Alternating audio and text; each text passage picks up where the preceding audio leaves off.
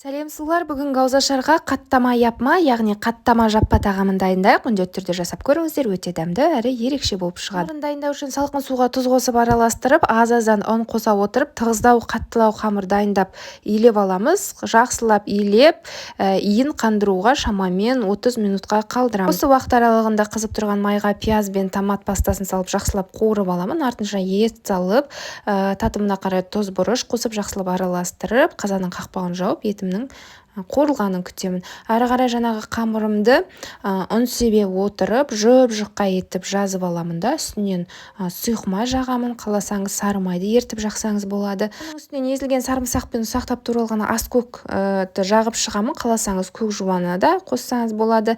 Енді рулет секілді, яғни қаттама секілді осылай орап, шамамен 15 минутқа қалдырамын. Қазандағы етімнің артық суы тартылып қуырылып жатыр екен. Керегінше су қосамын.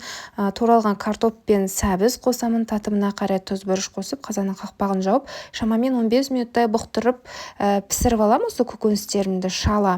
Енді жаңағы қаттама дайындап қойған наныма аз-аздан ұн себе отырып, жұқалау етіп жазып аламын да, қазір осыны жаңағы көкөністермен еттің үстінен қойып шығатын боламын. Бастапқыда оттың қызуын сәл жоғарылатып, 15 минуттай жоғары қызуда, қалған 15 минут баяу орташа қызуда пісіріп алдым. Ас болсын.